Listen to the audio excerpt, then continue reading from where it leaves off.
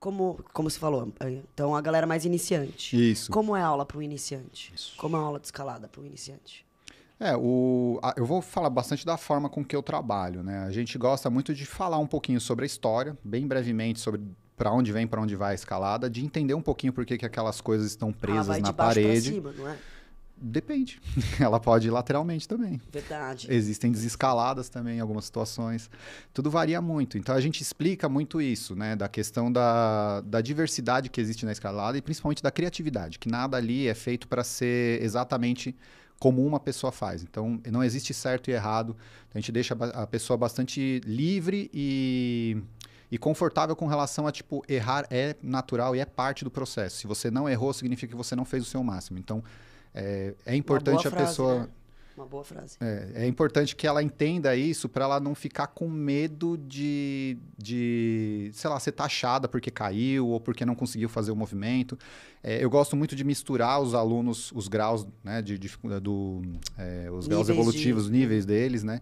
Porque a forma com que a gente trabalha a nossa ética lá é muito de que todos têm que se ajudar. Então, o público já é um público pequeno, a gente faz aulas diminutas, né? São 6 alunos no máximo por aula. Já é uma intenção nossa de manter o grupo pequeno para poder dar mais atenção.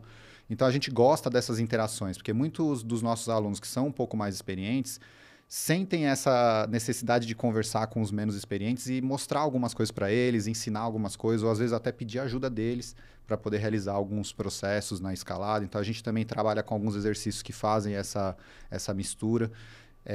A gente trabalha com a parte física junto. Gosto muito de desenvolver a parte de treinamento funcional para tentar auxiliar bastante na evolução, não só da evolução de performance, mas principalmente na parte de prevenção de lesão. Porque, como qualquer modalidade, a escalada ela tem grupos motores específicos, né? E acabam tendo músculos mais utilizados do que outros. Então, para ter equilíbrio articular, a gente precisa gerar algumas situações diferentes, né? Então, alguns exercícios que sejam... Principalmente, eu gosto muito do funcional por causa da parte proprioceptiva, mas para poder gerar um equilíbrio articular melhor. Principalmente ombro, quadril...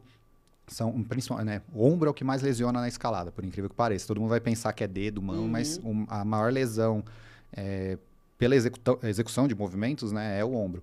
Aí tem a questão de quedas, mas aí é outra situação. Mas aí é o que a gente gosta muito de trabalhar isso, e já mostrar o valor que tem o treinamento físico para a modalidade, né? Mostrar que o treinamento ele não é feito para ser algo chato, é feito para ser algo... que agregue... Isso. Não só valor à modalidade, mas também ao dia a dia da pessoa. Que ela se sinta melhor, né? Então, principalmente agora com essa questão da quarentena, muitas pessoas que estão me procurando estão em fase sedentária de 2, 3 anos. Então, é bem complicado. A gente precisa de uma preparação bem adequada. Ô, Elton, deixa eu fazer algumas perguntas técnicas em relação à aula. Quanto tempo tem a aula? O que eu faço normalmente lá é 1h30 de duração. A gente tem uma parte de aquecimento que dura em torno de 5 a 10 minutos.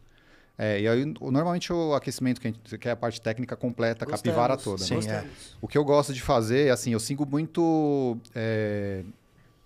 não que eu tenho algo contra, óbvio, mas eu não gosto da forma com que alguns artigos científicos de escalada são escritos, né? O pessoal coloca que aquecimento é fazer a via mais fácil. Eu discordo plenamente. Aquecimento ele precisa ter uma coisa mais estruturada do que fazer uma via mais fácil. Eu acho que isso só é uma forma de você facilitar. Talvez esse possa ser o final do seu aquecimento, né? Às vezes até isso. Ou até fazer uma parte específica de término de aquecimento. Então, terminou. Então, que eu tô falando. Eu entendi término de aula. Mas às vezes a gente faz também um término de aula com via mais fácil. Tem várias propostas, né? Mas aí o que eu gosto de fazer? É um aquecimento geral, então normalmente é movimentação mais dinâmica para aumentar a circulação sanguínea. Depois eu gosto muito de fazer... Polichinelo? O mountain climber, polichinelo, pular corda. Às vezes até uma movimentação mais simples em escada de... Oh, meu Deus, fugiu o nome. A escada de coordenação. Sei. Legal. Então, corda naval. A gente gosta de usar bastante coisa multiarticular, né? Que suba a frequência da pessoa. Isso. Depois disso, eu vou trabalhar um pouquinho a parte de ativação de core, tanto a parte da região abdominal quanto a região posterior. Trabalho também um pouco da parte de mobilidade, principalmente mobilidade de quadril, que é o que ajuda bastante no posicionamento da escalada. Você tem um quadril bem móvel, você consegue posicionar mais na parede, você consegue ter um ponto de equilíbrio mais flexível ali, que você trabalha com mais facilidade e menos recurso de mão, né? Utilizar menos recurso das forças dos membros superiores. E mobilidade de ombros. E normalmente eu gosto muito de colocar a parte do manguito rotador externo, porque é um dos que mais lesiona na escalada, então eu gosto bastante de trabalhar ele desde o início. Elastiquinho, basicão, bem arroz com feijão. Então, assim, basicamente eu trabalho dentro dessas premissas e aí eu vou botando os exercícios conforme vai a evolução dos alunos também, dificuldade e tudo mais. Normalmente, aquecimento, a dificuldade é baixa, não é para ser algo difícil. E aí, nos treinamentos, eu gosto também de ficar favorecendo esse tipo de pensamento, né? De, pô, beleza, os meus escaladores, eles têm bastante força de quadríceps, então vamos fazer um trabalho de compensação na parte posterior de coxa. Glúteo, a maioria do pessoal não gosta de treinar glúteo. Escalada precisa absurdamente de glúteo, né? Um dos músculos motores primários em alguns movimentos. Ninguém pensa nisso, né? Então a gente trabalha também glúteo junto. Parte de core não tem como fugir, porque muitos movimentos são fora do ponto de equilíbrio, então você tem que ter um trabalho de core bem conciso ali, bem racional para poder se posicionar bem nas vias. E aí depois também fazer os equilíbrios de membros superiores, né? Bastante peitoral, que quase não trabalha na escalada. Tríceps em algumas situações trabalha, mas também não é muito. Ombro, principalmente, por causa das puxadas, né? Desculpa, só para eu entender. Então, você chegou, fez o aquecimento. Bom. Não, beleza. Não. Na parte principal, os caras vão fazer algumas vias, daí depende do nível técnico deles, né? Uhum. E aí, no final, você faz essas compensações? Não. Então, durante a parte principal, você faz essas compensações já? Isso. Porque o que eu gosto de fazer? Eu não gosto de determinar nada para ninguém. Então, o que eu falo pro pessoal a única coisa que é obrigatória aqui é o aquecimento. E eu deixo livre os meus alunos. Eu estou vindo de uma quebra de paradigma, né? Então, todo o mercado de escalada, é até meio ridículo generalizar, mas uma boa parte do Brasil é feita basicamente nisso. Você vem, pagou, entrou, escalou. Não tem ninguém te acompanhando. Ninguém me explicou nada quando eu fui. Então, assim. In the house of Rock. Pode falar assim? Pode.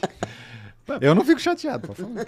Mas, assim, a galera, vem dessa dinâmica. Então, a pessoa está acostumada, a maioria das pessoas estão acostumadas com esse tipo de abordagem. De chegar livre num lugar, escalar o quanto quiser e beijo, tchau. Então, eu falei, bom, o choque tem que ser pequeno. Então, eu vou começar introduzindo essa parte do aquecimento e colocando como obrigatório. Aí eu vou colocar o treinamento físico, que eu vou mudando de semana a semana, né, conforme a minha necessidade lá, a minha análise também de necessidade dos meus alunos.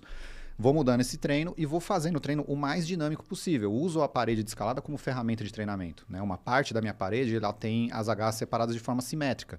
Então, eu trabalho movimentos simétricos para os dois lados nos mesmos ângulos. Não. São movimentos até mais técnicos, se você for ver lá. Tá. Então, a gente faz muitos movimentos de pivô, com drop knee, que são movimentos mais técnicos, só que nos mesmos ângulos, para a direita e para a esquerda, para tentar gerar também um equilíbrio de movimentação. Legal. É um fortalecimento bem específico, né? A ideia é tentar fazer isso.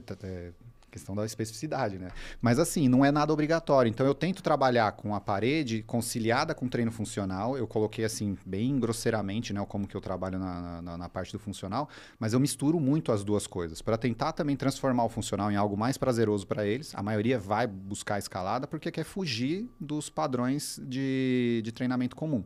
Então, eu tento montar um sistema que seja adequado a esse tipo de pessoa também. Então, existe o treinamento físico, mas ele não é obrigatório. Ele dura em torno de 30, 40 minutos normalmente. Então, aí somando com um aquecimento, sempre vai dar em torno de 45, estourando 50. E aí depois eu, às vezes, direciono também a parte de escalada. Então, eu mostro alguns exercícios e direciono eles, mas eu também não considero como obrigatório. E aqueles que conseguem executar, tem um período de escalada livre, normalmente 30 minutos, 40 minutos, dependendo do dia. Mas calma, eu entendi melhor agora, mas ainda estou um pouco confuso. Então, por exemplo, você chegou, aqueceu, fez essa parte de exercícios específicos, certo, que não é obrigatória, mas você tem uma série que você sugere para os iniciantes, uma série que você sugere para os alunos avançados? Não, normalmente é a mesma série, eu adapto na hora para cada aluno. Ah, tá. Você na hora consegue adaptar para cada aluno. Legal. Como são poucos alunos, eu tenho a proposta da semana, por exemplo, trabalhar tal grupo muscular com tal tipo de exercício. Legal, tá bom. Então eu já sei qual é a dinâmica daquele exercício e o que eu espero dele. Então, é uma parte proprioceptiva de ombro que eu quero trabalhar junto com o peitoral. Beleza, então eu já tenho essa ideia. E aí, conforme os alunos vão vindo para realizar esse treinamento, aqueles que querem fazer o treinamento, eu falo, olha, você vai fazer com tal tipo de movimento, você vai fazer com tal tipo de movimento. Então, eu tento adaptar essa dificuldade para o aluno. Tá bom. Então, é quase como uma ideia de um estúdio de personal mesmo. Então, eu tento, com pequenos grupos, já controlar um pouquinho mais. E essa prática livre, ela é orientada? Se vira e fala, faz tal manobra, ou os alunos ficam só experimentando?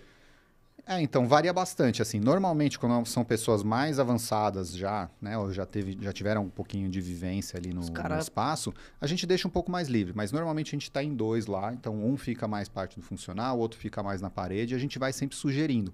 Conforme a gente vai observando que existe ou um vício de movimentação, ou uma predisposição a um tipo específico de técnica, a gente começa a sugerir algumas coisas.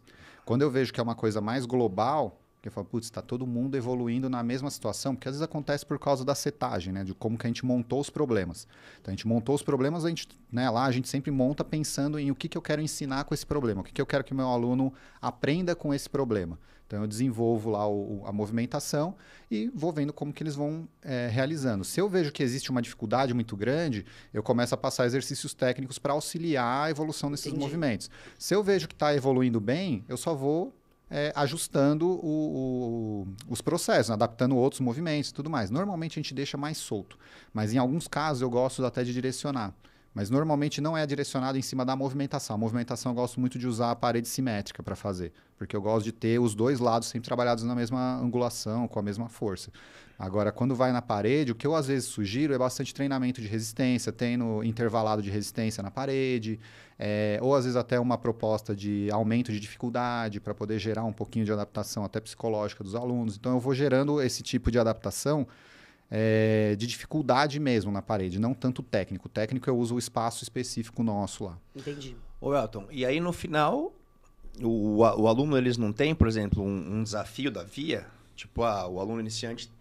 os alunos iniciantes, eles gostam de trabalhar tal via para eles conseguirem conquistar, tipo, colocar em prática as coisas que eles treinaram na via.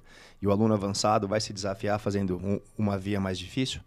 Normalmente a gente não sugere isso todas as aulas. O que a gente faz bastante, e já é uma coisa até, acho que do espírito do escalador, ele normalmente procura algo mais difícil, algo mais dificultoso ali para realizar. Então, naturalmente, a pessoa já começa, fez essa. Aí a gente vai lá e cutuca um pouco, fala, ele vai querer ir para a próxima, né? Aquela ali tem uma movimentação que vai ser boa para você. Normalmente a gente direciona, principalmente quando a gente sabe que a pessoa tem alguma falha com relação àquela movimentação. Então, a gente fala, vamos desafiar ela a realizar aquele movimento ou aprender a fazer aquele movimento.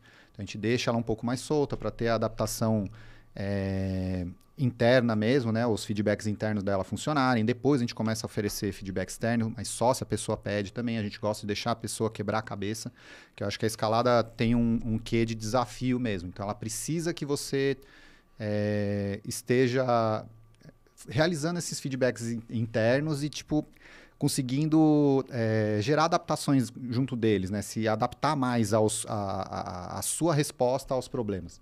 Tem muita gente que depende do outro para poder realizar um movimento. Então, ele fica esperando você falar o que ela tem que fazer. Né? Então, eu não acho isso correto. Porque você não se transfere muito para a situação real, né? Sim. Exato. Você fica esperando uma dica do próximo. Você não consegue sentir aquilo que você está fazendo, você não consegue se aproximar de uma mudança interna mesmo. Você acaba esperando sempre o feedback externo para realizar. Isso daí não é uma coisa que a gente gosta lá, então a gente acaba deixando bastante o pessoal livre, mas quando observa que está tendo muita dificuldade ou que está realizando um movimento que está contra a ideia principal da via ou que pode ser lesivo, a gente já interfere na hora. Mas a gente gosta de deixar a pessoa quebrar um pouquinho a cabeça. E aí, eventualmente, eu gosto de impor, de certa forma, né, entre aspas, essa mudança de nível. Porque tem muita gente que se acomoda dentro de uma dificuldade. E aí começa a não explorar tanto, ou vai lá, Elton, qual que é a mais fácil da via verde? Eu falo, gente, começa com essa, mas eu quero vocês tentando nessa da outra aqui. Ou eu já chego lá e falo, hoje vocês vão fazer 3 vias brancas, como uma forma de término de aquecimento, e depois vocês vão entrar em 3 vias acima da sua graduação. Então, se você está fazendo verde, vai ser vermelho. Se você está fazendo branca, vai ser verde. Se você está fazendo vermelho, vai ser preta. Mas entre em 3 vias, pelo menos, acima. Então, a pessoa tem que fazer como uma forma de exercício. E eu explico sempre, né, o porquê. Eu não deixo a pessoa, tipo, você faz porque eu estou mandando. Não, você está fazendo isso porque justamente eu quero que você entenda que você já está em condição de mudar. Você já tem essa capacidade de experimentar coisas diferentes. Nem que você não realize o problema todo. Porque aquilo que eu falei, né? Não é um problema você cair no meio. Exato, você precisa entrar naquele problema, você precisa tentar realizar, porque senão você não vai pôr seu corpo à prova, você não vai descobrir qual é o seu limite, você precisa que aquilo aconteça. E tem gente que às vezes precisa desse empurrãozinho nosso, então a gente tenta também ciclicamente, né, em alguns momentos específicos, colocar esse tipo de empurrãozinho ali para eles. Tem aula de sábado lá? Tem. Tô pensando para eu arrumar um dia para eu ir lá.